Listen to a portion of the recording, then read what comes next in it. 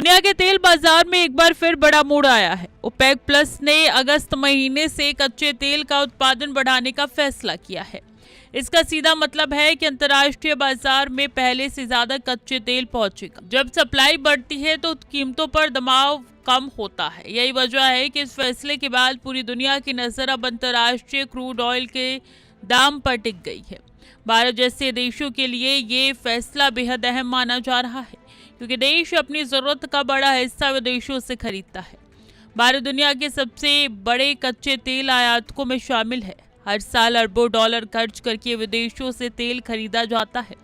ऐसे में जब अंतर्राष्ट्रीय बाजार में तेल सस्ता होता है तो भारत का आयात बिल घटता है, सरकार पर दबाव कम होता है, विदेशी मुद्रा की बचत होती है और अर्थव्यवस्था को राहत मिलती है। यही कारण है कि ओपेक प्लस का हर फैसला भारत के लिए बेहद महत्वपूर्ण माना जाता है। हालांकि एक बड़ा सवाल ये भी है कि क्या कच्चा तेल सस्ता होने से पेट्रोल और डीजल भी तुरंत सस्ते हो जाएंगे? इसका जवाब इतना आसान नहीं है। भारत में ईंधन की कीमतें सिर्फ कच्चे तेल पर निर्भर नहीं करती है। इसमें टैक्स, रिफाइनिंग लागत, ट्रांसपोर्ट खर्च और ऑयल मार्केटिंग कंपनियों की कीमत तय की प्रक्रिया भी शामिल होती है। इसलिए अंतर्राष्ट्रीय बाजार में गिरावट का असर आने में कुछ समय लग सकता है। ओपेक प्लस ने यह फैसला ऐसे समय में लिया है जब दुनिया की अर्थव्यवस्था कई चुनौतियों से गुजर रही है।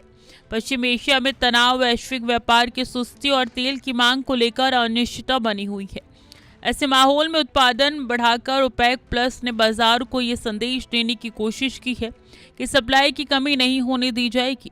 इससे बाजार में स्थिरता आने की उम्मीद जताई जा रही है। अगर अंतर्राष्ट्रीय बाजार में कच्चे तेल की कीमतें लगातार नरम रहती है तो इसका फायदा सिर्फ पेट्रोल और डीजल तक सीमित नहीं रहेगा। परिवहन लागत कम हो सकता है, उद्योगों का खर्च घट सकता है, हवाई यात्रा से लेकर माल ढुलाई तक राहत मिल सकती है और सबसे बड़ी बात, महंगाई पर भी दबाव कम पड़ सकता है। यानी इसका असर आम आदमी की जेब तक पहुंच सकता है। फिलहाल पूरी दुनिया की नजर इस बात पर है कि ओपेक प्लस के फैसले के बाद बाजार कैसे प्रतिक्रिया देता है। अगर उत्पादन बढ़ने से सप्लाई लगातार मजबूत रहती है और किसी बड़े भू राजनीतिक संकट की स्थिति नहीं बनती तो आने वाले महीनों में तेल की कीमतों में स्थिरता देखने को मिल सकती है। भारत के लिए राहत की खबर हो सकती है, लेकिन असली असर आने वाले दिनों में अंतर्राष्ट्रीय बाजार की चाल और घरेलू नीति पर निर्भर करेगा। इसलिए फिलहाल उम्मीद जरूर बढ़ी है, लेकिन तस्वीर पूरी तरीके से साफ होने में अभी थोड़ा सा वक्त लगेगा।